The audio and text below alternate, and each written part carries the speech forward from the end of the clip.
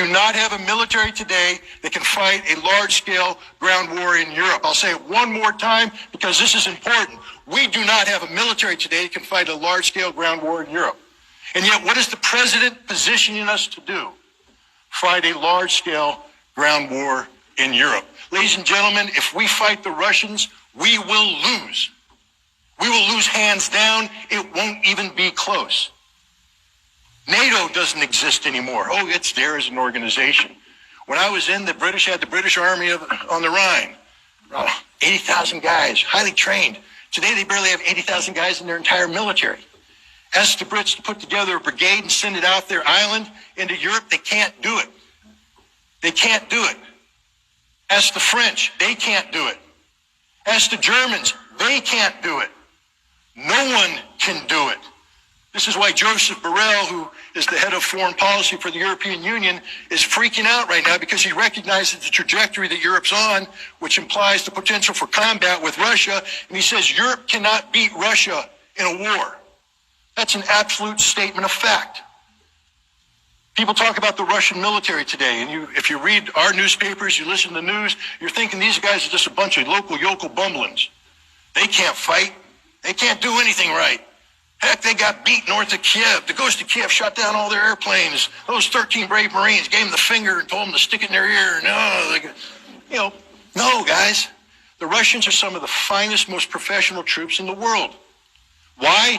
Because in the 20 years that we were squandering our resources, hunting down goat herders and insurgents in Iraq and Afghanistan, they were focused on fighting us. Not because they want to fight us, but because we were promulgating policies that were pushing them into a corner where they had no choice to fight us. In 2008, Russia fought a short 5-day war with Georgia. It was a Russian victory, but it was a close-run thing because the Georgians had been trained for a number of years by U.S. Marines, and their small unit tactics were outstanding. And the Russians went in there, and they were getting waxed at the small unit level. The Georgians were shooting, moving, communicating, outmaneuvering, outflanking, moving. And the Russians were like, what the heck's going on here? We're slow and lumbering. They had to bring in their artillery, their armor, and just grind it through. And they beat them. But they realized we got a problem here because that's a small army trained to NATO standards. If we went up against a big army trained to NATO standards, we get waxed. So they changed the whole way they did business. And we saw that from 2008 to 2014. Remember 2014, Crimea, little green men? Well, the little green men were the new face of the Russian army, professional, not conscripts, contract soldiers. We call them volunteers in America. They call them contracts. They're a little bit more honest. It's about money. How am I going to make some money? Join the military, become a professional. 70% of the Russian military today is composed of contract soldiers. They're very, very good at what they do. It's not just at the small unit level. In 2016, again, because of our policies, what did Russia do?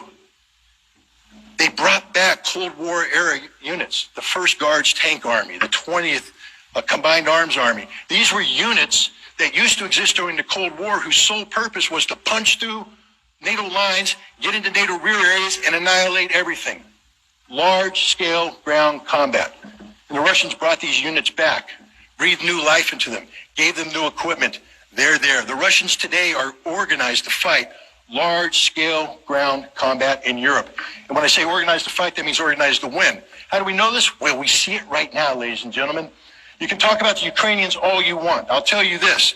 Not only were they one of the largest militaries in Europe, they were one of the best equipped militaries in Europe, one of the best trained militaries in Europe, one of the most competent militaries in Europe. This is the Ukrainian army I'm talking about. Ukrainian army was capable of defeating, hands down, any army in NATO besides the United States. Maybe the Turks. But everybody else, Ukrainians would wax them. They're that good. And yet Russia is crushing them. Crushing them. That doesn't mean that Russia's not taking losses. Man, when you step into the ring with a heavyweight fighter, he's going to hit you. He's going to hit you hard, and if you're not careful, he's going to knock you out. And the Ukrainians are fully capable of delivering some heavy blows, and they have. The Russians aren't perfect. They have made mistakes, and they have paid a price. But the sign of a professional organization is your ability to adapt and overcome. And the Russians have adapted and they've overcome. Today, we have people saying the Russian army officers aren't that good, their army's not that good. The battalion commanders that the Russians have on the ground in Ukraine today are the finest battalion commanders the world has ever seen. These guys are doing miracles. America's battalion commanders would do well to study what these guys are doing.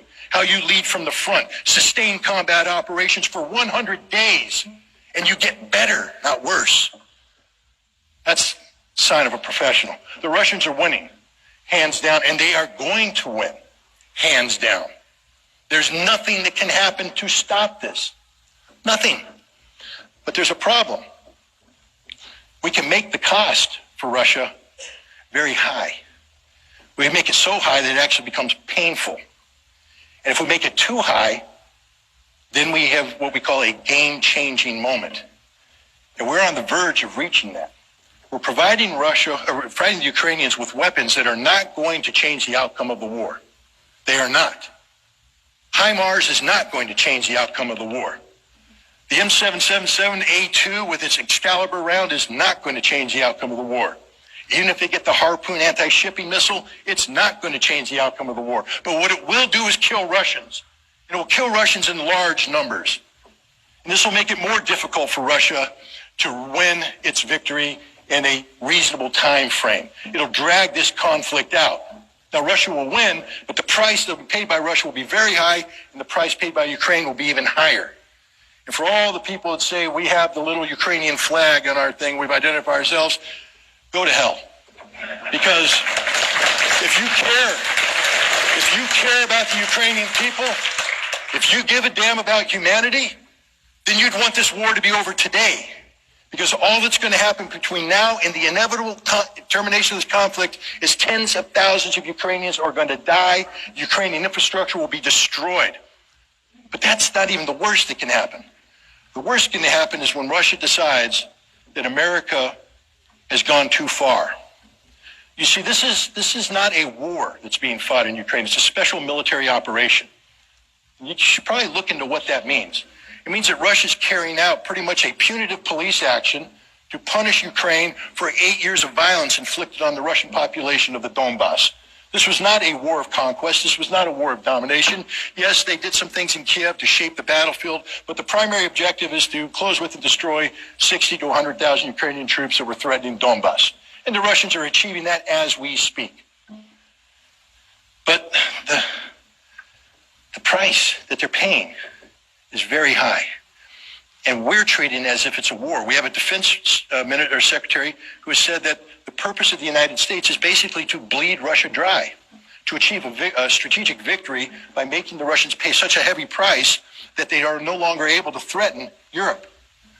Well, if you're a Russian listening to that, what are you thinking? Okay. No. Guys, let me just remind you of the name. Qasem Soleimani. You remember that name? Qasem Soleimani was the Iranian general who provided weapons and training and assistance to Iraqi insurgents while we were occupying their country, and he's credited with killing 500 to 600 American soldiers as part of this. And we hate him so much that we assassinated him. We held a grudge and we killed him. Well, you know what? We are Qasem Soleimani now. We are doing what Qasem Soleimani did to us, but this time we're doing it to the Russians, and they're paying an even heavier price. We are creating bitterness, anger, resentment in Russia. And at some point, they're going to cross the line, and they're going to fire missiles outside of Ukraine into American targets, into NATO targets, and now we're talking a real war, one that we won't win. Joe Biden, you're writing checks the American body can't